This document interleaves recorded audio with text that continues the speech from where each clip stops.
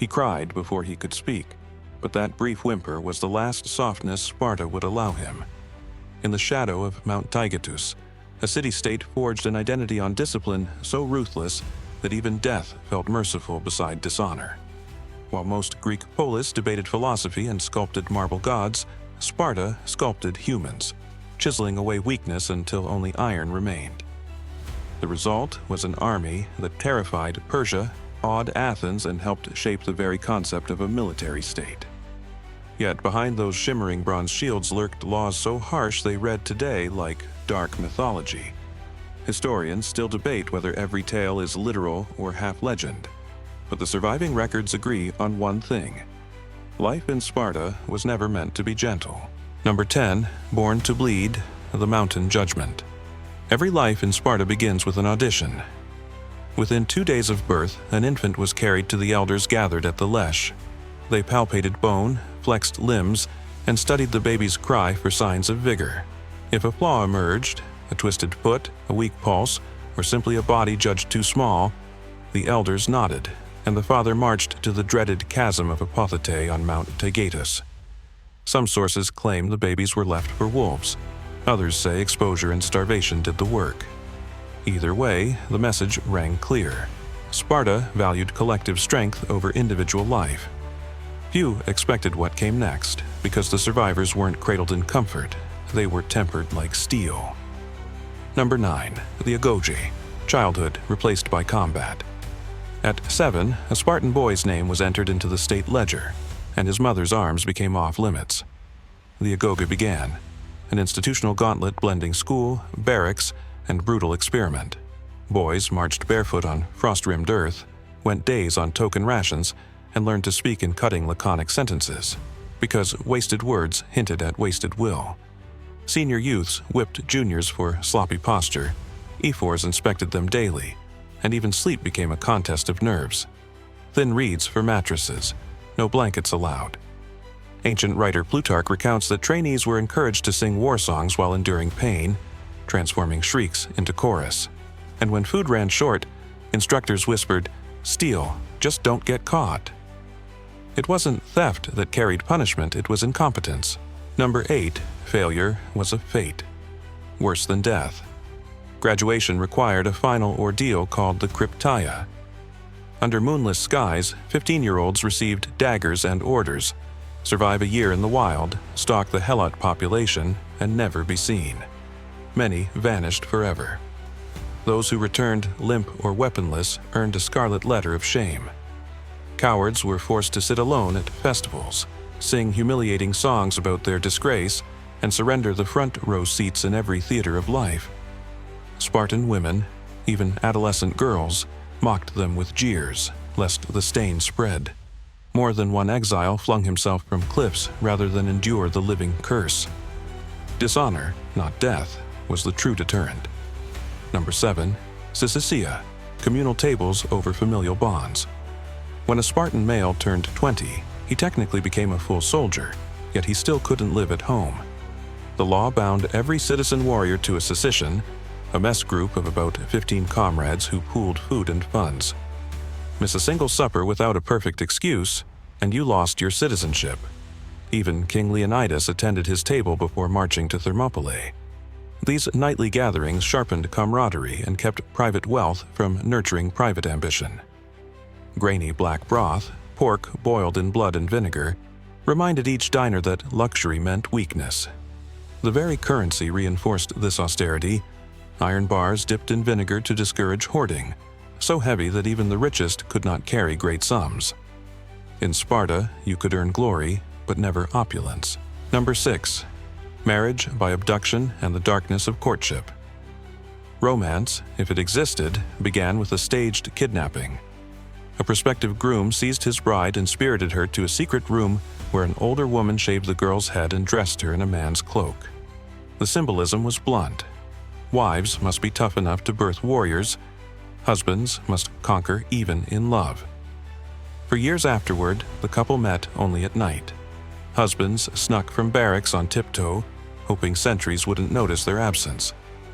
Legends suggest this tension fueled passion, and ensured strong offspring once reunion finally became permanent at age 30. Number 5.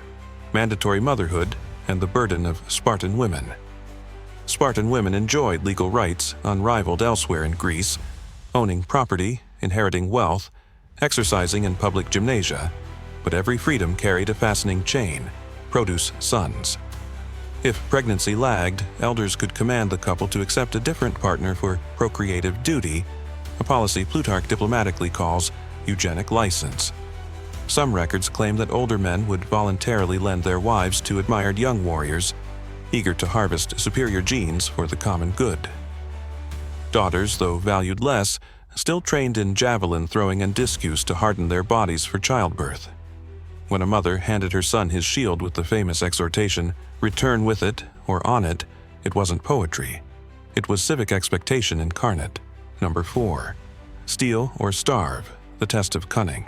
Food rations in the Agoge were intentionally scanned, forcing boys to improvise. They crept into orchards, pilfered cheese from shrines, and even captured fox cubs beneath their cloaks. One boy, says an ancient anecdote, hit a cub so well that it gnawed his belly. He refused to cry out and died silently rather than be caught. The lesson was seared into every witness. A Spartan's body was expendable, but the city's standards were not. Modern scholars doubt every detail of the tale, yet agree that the story itself molded behavior. Myth worked as law. Number 3. Cowardice carved into cloth and flesh. On the battlefield, Spartans fought in phalanx, shield to shield, a wall of bronze. Drop your shield, and the entire line fractured, so desertion became unforgivable. Those who survived after fleeing wore cloaks patched with dyed fabric, half-shaved beards, and were denied the customary handshake. Even their sisters risked exile for mourning them. According to some chronicles, a coward's fiancé could legally break the engagement on the spot. The social death was absolute, ensuring that when King Leonidas asked 300 volunteers to block Xerxes, warriors stepped forward without a tremor. Better a spear in the chest than a patch on the cloak. Number 2. No name in death unless you died for Sparta. Ostentatious graves were banned. Only men killed in combat and women who perished in childbirth, literally giving life to the polis, merited engraved headstones.